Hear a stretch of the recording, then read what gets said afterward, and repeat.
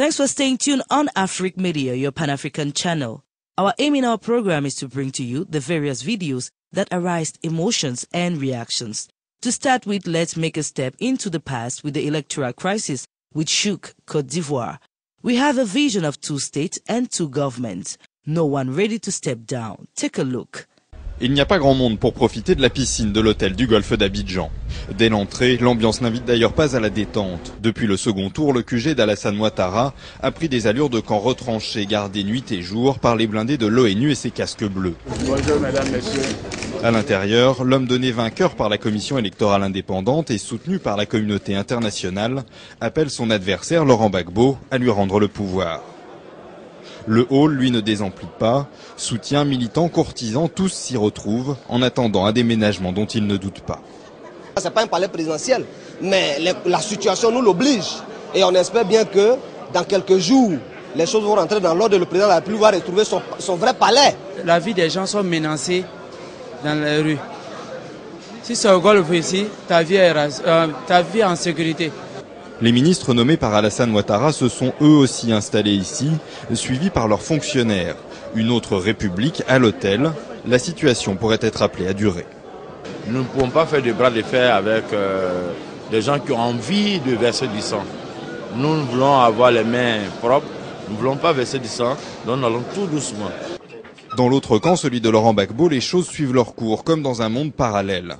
Passation de pouvoir, Charles Blé Goudé, nommé ministre de la Jeunesse et de l'Emploi, prend ses fonctions avec un message destiné à la communauté internationale qui demande à son chef de quitter le pouvoir. Ce n'est pas parce que la Côte d'Ivoire est un petit pays qu'il faut la retarder inutilement, la charger inutilement. La Côte d'Ivoire est une population qui a besoin de travailler, qui a besoin d'emploi. S'il vous plaît, permettez que nous mettions au travail. Pour le moment, chaque camp s'abstient de déclarations ouvertement guerrières. Alassane Ouattara parie sur les pressions de la communauté internationale, tandis que Laurent Gbagbo, installé dans la résidence officielle, joue la montre, tout en mettant la main sur l'administration et les finances publiques. La guerre de tranchées a bel et bien commencé. Comme une situation ne vient jamais seule, le chef de la diplomatie ivoirienne du gouvernement de Laurent Gbagbo se mettra face aux caméras pour dire des vérités qui placeront cette vidéo en tête des charts pendant des semaines avec plus de 1000 visites. Qu'on a voulu carrément mettre de côté pour mener une autre opération qui est assimilable à un coup d'État. Aujourd'hui, tout le monde s'est rendu compte que les États-Unis et la France sont allés trop vite en besogne et les uns et les autres sont en train de se ressaisir. Le secrétaire général des Nations Unies est en train de se ressaisir. Et aujourd'hui, où je vous parle, l'heure est à la médiation. On ne nous considère pas comme des États à part entière. On nous considère comme des États de seconde zone à qui on peut encore imposer, comme sous le temps de la colonisation, directement de Paris ou de Washington, on peut nous imposer des chefs d'État. Et quand il s'agit de nous, le droit n'est plus valable. Mais ce sont les pratiques cavalières comme celles qu'on a connues qui sont valables. On ne peut pas l'accepter. Aujourd'hui, la France et les États-Unis doivent avoir l'humilité de reconnaître qu'ils se sont trompés. C'est ça aussi la démocratie. Une situation vécue par les Africains et les pro-Gbagbo de manière dramatique. Voyez par vous-même ce qu'a causé dans la diaspora ce qu'on considère comme l'enlèvement de Laurent Gbagbo.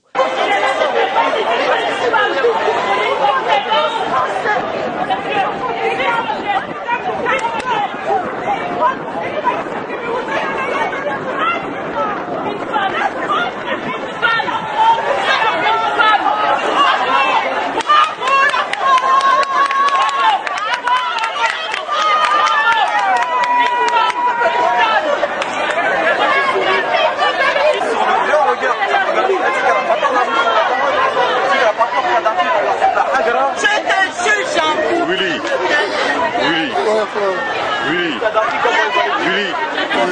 Qu'est-ce qui se passe? faut que la troupe sache que c'est le début de quelque chose. Excusez-moi. Le principe premier de la démocratie, c'est le respect de la Constitution.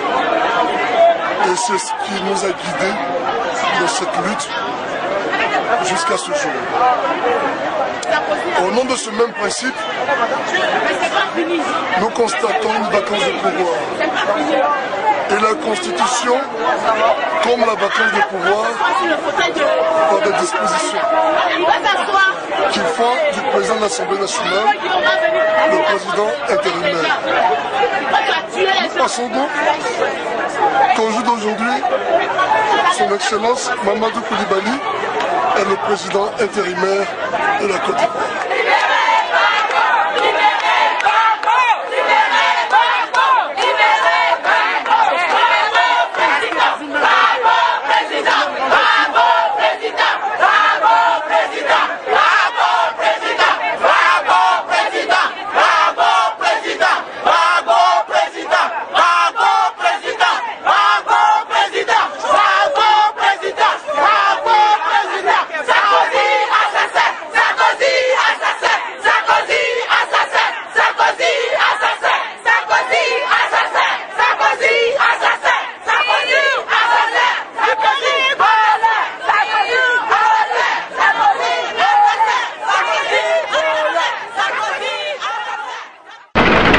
Quittons ces faits de l'histoire de la Côte d'Ivoire et voyons cette vidéo qui montre la réunion entre le MNLA et le Parlement européen au sujet de la crise du Mali.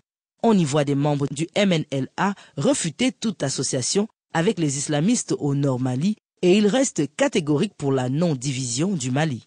Indépendantiste. Mais surprise, il n'était pas seul. Ces élus du Nord Mali sont venus spécialement de Bamako pour donner un autre son de cloche.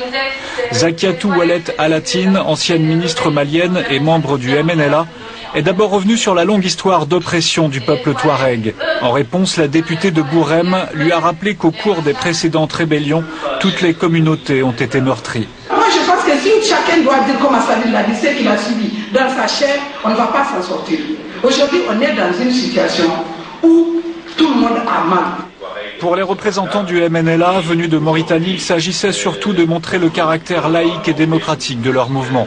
Les Touaregs, disent-ils, sont culturellement opposés aux islamistes qui seront chassés de l'Azawad une fois l'indépendance reconnue. La CMI et Ansaruddin sont dans l'Azawad. Quand on retournera nos forces contre elles dès qu'on aura fini avec le Mali. Mais pour les députés maliens présents dans la salle, il y a symbiose sur le terrain entre le MNLA et Ansardine, et pour l'instant ce sont les islamistes les plus forts. Difficile de dire qui sont les véritables maîtres du Nord Mali. C'est le MNLA qui contrôle le pays, contrôle les frontières, qui contrôle tout autour des villes, mais on n'est pas dans les dispositions où on va faire la police de la ville, où on a une administration encore, tant qu'on n'a pas fini avec le Mali, ce problème. Il n'y a que les villes qui méritent d'être occupées, mais là c'est Ansardine qui fait la loi. Nous, les femmes, si on doit prendre les armes, les explications ont été houleuses entre Maliens, Maliennes, se disant tous frères, sœurs, parents. Mais vous, mes petits frères, ça va pas, non, les enfants de mon père. Il y avait aussi ceux qui contestaient la présence d'un mouvement armé indépendantiste dans l'enceinte du Parlement européen. Mais est-ce que le Parlement européen va accepter de recevoir des séparatistes basques ici?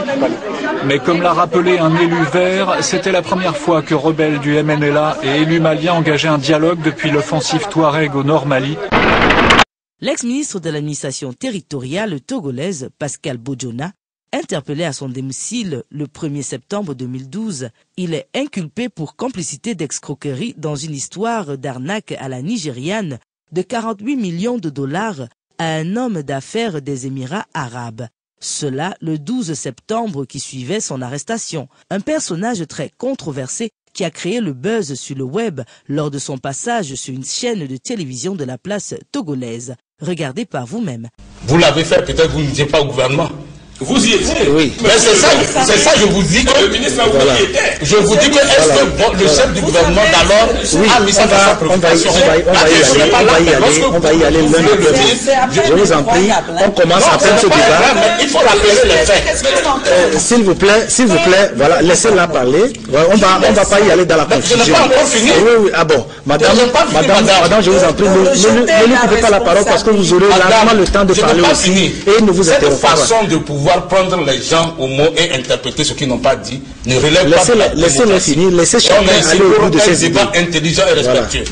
Très bien, Madame Madjamagouel. Vous savez très bien comment c'est pénible d'obtenir des avancées de vous. Même quand on est au gouvernement, vous savez très bien. Vous savez très bien que vous n'êtes décidé en rien du tout à respecter les engagements que vous prenez.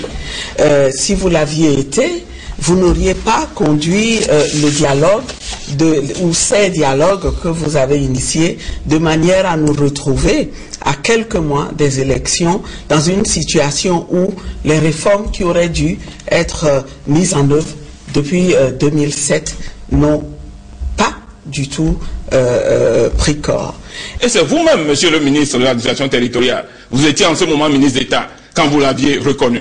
Et c'est la raison pour laquelle vous avez mis en place le CPDC renouvelé. Vous avez reconnu que l'UFC n'était pas au gouvernement et que c'était difficile. C'est extraordinaire. Comment extraordinaire? C'est le Jésus togolais. Non, vous vous trompez. Depuis quand Agbouibo, à lui seul, a fait les élections sans les autres. Non, je n'ai pas dit. Agbouibo a réussi des élections extraordinaires, même sans le grand parti dont vous parlez. C'est extraordinaire. Agbouibo, c'est à lui l'APG. Non, c'est trop dire. Il a contribué. Je lui fais mes félicitations. Vous déformez mes mots. Mais, vous savez aussi qu'en 1994, peut-être que vous êtes très jeune, mais en 94... J'étais déjà en politique. Ah, là, c'est vous le savez, puisque nous nous sommes rencontrés au campus en 90-91. Je dis que vous êtes très jeune, parce que c'est maintenant que je vous fais voir, vous faites vos armes dans le car. Je ne vous avais pas connu dans le car. Let's proceed with this particular problem of traffic on the internet, which is particularly increasing and dangerous for the health of human beings. Une centaine de pays ont participé la semaine dernière à une vaste opération contre la vente illégale de médicaments sur Internet. L'opération Pangea 5, coordonnée par Interpol, a permis de saisir pour une valeur de plus de 7,8 millions d'euros de produits de santé. Les explications d'Aline Plançon. Plus de 20 000 pharmacies en ligne illégales ont été fermées. 3,2 millions de médicaments ont été saisis. 80 enquêtes sont en cours et 70 personnes ont déjà été arrêtées. Le crime organisé est impliqué dans ces ventes illégales en ligne. Il s'agit de transnationaux très bien organisés sur tous les continents. Lancée pour la première fois en 2008, l'opération Pangea réunit les services de police, les douanes, les organismes nationaux de contrôle des médicaments avec l'appui d'acteurs majeurs de l'Internet ainsi que les fournisseurs de systèmes de paiement. La grande majorité des médicaments saisis sont des contrefaçons qui peuvent être dangereuses pour la santé. Écoutez Atiku Rahman-Mea de l'agence britannique de contrôle des produits de santé. Si les gens voyaient les conditions immondes dans lesquelles ces médicaments sont fabriqués, stockés et transportés, eh bien ils n'y toucheraient certainement pas. Environ 90% des pharmacies en ligne sont illégales, mais des médicaments bon marché sans prescription attirent toujours de nombreux clients. 10% des Européens admettent se procurer des médicaments sur Internet. Une jeune femme, Claire, explique s'être procuré des médicaments qui n'étaient pas disponibles dans les pharmacies françaises. Moi, j'ai pas vu la différence entre le produit que j'ai acheté en ligne et le produit que j'ai acheté, l'équivalent en pharmacie à l'étranger.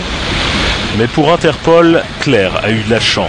Pour faire de la prévention, l'Organisation internationale de police criminelle a mis en ligne sur YouTube toute une série de vidéos sur les conséquences parfois mortelles des médicaments contrefaits. There was twice as much as the stated and required active ingredient in his medicine. Chad suffered a severe heart attack. Chad died. Terminons avec un fait divers, une femme africaine qui donne naissance dans un RER et de ce fait reçoit un cadeau particulier pour le tout beau bébé. Pour beaucoup, le RER, c'est le train-train quotidien. Mais pour la famille Akamboulé-Joe, il sera désormais lié à un très heureux événement. Un bébé en pleine forme, né à 5h30 du matin sur la ligne A, alors que ses parents étaient en route vers la maternité. Tout d'un coup, ça vient comme ça, et puis J'ai accouché avant les pompiers, ils ont venu. Et le papa n'en revient pas. Il se remet tout juste de sa nuit agitée.